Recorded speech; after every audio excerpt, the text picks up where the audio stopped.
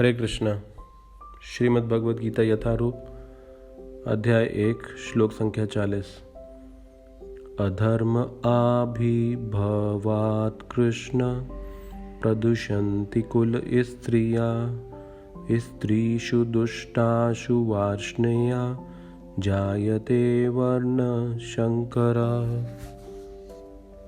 हे कृष्ण, जब कुल में अधर्म प्रमुख हो जाता है तो कुल की स्त्रियां दूषित हो जाती हैं और स्त्रीत्व के पतन से ही वृष्णिवंशी अवांछित संतानें उत्पन्न होती हैं।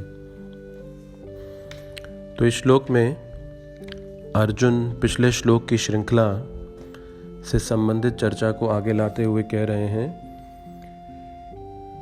कि जैसा पीछे कहा गया कि जब परिवार के वयोवृद्ध जिनसे अपेक्षा की जाती है धर्म और धर्म की परंपराओं को सुरक्षित संरक्षित बनाए रखने के लिए, जब वो नहीं रहेंगे तो अधर्म फैलेगा और जब अधर्म फैलेगा तो उसका परिणाम इस श्लोक में बताया जा रहा है। जब अधर्म फैलेगा तो प्रदूषन्ति कुल स्त्रियाँ, ऐसी स्त्रियाँ जो कुल यानी कि परंपरा मर्यादा और धर्म के अनुसार जीवन जीती हैं वो प्रदूषित हो जाएंगी, क्योंकि उनकी सुरक्षा और उनकी सुरक्षा करने वाला कोई नहीं होगा। स्त्रियों को वैदिक शास्त्रों के अनुसार हमेशा से निर्भर बताया गया है पिता, पति, पुत्र आदि पे। तो जब वयोवृद्ध नहीं रहे, धर्म नहीं रहे, अधर्म का विकास हो तो मानव जाति जिसके अंदर काम की भावना उसको दुरुपयोग होगा और उसके कारण स्त्री जाति प्रदूषित हो जाएगी। भगवान कृष्ण आने वाले आगे श्लोकों में कहते हैं कि वो स्त्रियों में उनकी कीर्ति, श्री और वाक के रूप में उपलब्ध हैं। कीर्ति का मतलब है सतित्व, उनकी चेस्टिटी।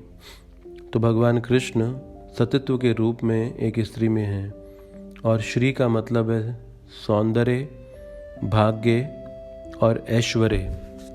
तो अर्जुन का जब ये कहना है कि अगर अधर्म फैलेगा तो प्रदूषन्ति कुल स्त्रियाँ, इसका अभिप्राय है कि अगर स्त्री कुल स्त्रियाँ की रक्षा होगी और धर्म रहेगा तो ये समाज भी सौंदर्य, भाग्य और ऐश्वर्य से परिपूर्ण रहेगा। और तीसरा भगवान कृष्ण कहते हैं कि वाक, स्त्री शरीर में मधुर वाणी है और भगवान कहते हैं वाक के रूप में भी वो स्त्री के अंदर उपलब्ध रहते हैं। तो इस प्रकार से जब स्त्रियां प्रदूषित हो जाती हैं तो अब जो संतानें उत्पन्न होंगी उनके बारे में कहा गया है जायते वर्ण शंकरा। वर्ण शंकरा का मतलब है ऐसी संतान जो कि अवांछित है और जो बिना संस्कारों के जन्म ली है। तो जब हमने इस विषय की चर्चा कल भी की थी कि जन्मना जायते शूद्रा, जन्म से हम शूद्र हैं, संस्कारात् भवेत् द्विजा, संस्कारों का पालन करके एक शूद्र अवस्था से द्विज अवस्था तक उठा जाता है। लेकिन आज के समाज में संस्कारों का कोई स्थान नहीं रहा, मात्र भौतिक विद्या और भौतिक ऐश्वर्य को ही अधिक बल दिया जाने लगा।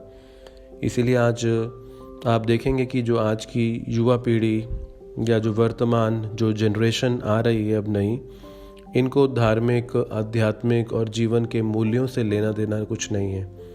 ये सिर्फ कैसे अपना पेट भरा जाए, कैसे इंद्रियों को सुख दिया जाए, आहार, निद्रा, मैथुन, बस इन्हीं कार्यों को अपने जीवन का केंद्र बनाकर जीते हैं।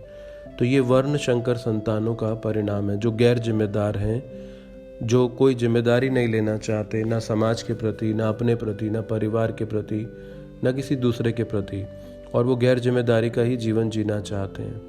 तो जो अर्जुन 5000 साल पहले देख रहे थे, आज के समाज में वो होता हुआ दिख रहा है। तो इसीलिए जहाँ धर्म होगा वहाँ स्त्रियों की रक्षा होगी और स्त्रियों के ऊपर एक बहुत बड़ी जिम्मेदारी है कि एक ऐसी संतान को जन्म देना जो संस्कारों के साथ जन्म लिया है। और संस्कारों के साथ संतान को जन्म जो है वो इस समाज का निर्माण करता है और ये समाज जो है इस प्रकार से रहने योग्य, धर्म का जीवन जीने योग्य, इस जीवन को लक्ष्य प्राप्त करने योग्य बन जाता है। इसीलिए अर्जुन चिंतित हैं कि इस अधर्म के फैलने से इसका कितना बड़ा परिणाम पूरी मानव जाति के ऊपर आएगा। तो आज हम चाहते तो हैं कि हर कोई राम राज्य जैसा जीवन होना चाहिए, लेकिन उसके जो सिद्धांत हैं ना तो वो कोई समझा रहा है ना कोई समझ रहा है।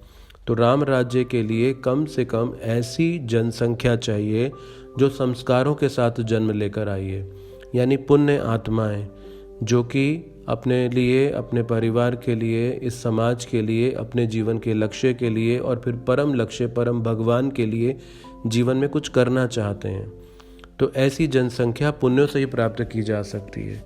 लेकिन जब अधर्म का जीवन जीते हैं, आज के जननियाँ यानी कि जन्म देने वाले अधर्म का जीवन जीते हैं, तो अधार्मिक लोग जब जन्म देंगे तो वो अधार्मिक संतानों की ही उत्पत्ति करेंगे और ऐसी अधार्मिक संतानें समाज से लेंगी लेकिन समाज में कुछ देंगी नहीं। तो इसीलिए आज सब जगह व्यभिचार, असुरक्षा, किसी पे विश्वास ना कर पाना, ये क्यों नज़र आता है? क्योंकि ये अर्जुन का जो दृष्टिकोण था 5000 साल पहले, अब वो घटित हो रहा है वर्ण शंकर संतानों के साथ। तो इसीलिए अर्जुन बहुत चिंतित हैं, क्योंकि स्त्रियों की रक्षा बड़ी आवश्यक है। वो इस समाज के निर्माण में एक बड़ा महत्वपूर्ण योगदान दे रही हैं। तो अगर वो सुरक्षित हों, वो धर्म के अनुसार शिक्षित हों और वो समझती हों इस मानव जीवन के लक्ष्य को, तो वो अपने संतान को भी इस रास्ते पर चलाने के लिए प्रेरित कर सकती हैं। तो इसीलिए इस श्लोक की श्रृंखला में हम आज ये समझ रहे हैं कि अधर्म किस हद तक मानव समाज के विनाश का कारण बनता है और कितनी सूक्ष्म तरीके से ये हर व्यक्ति के जीवन को प्रभावित करता है। हरे कृष्णा।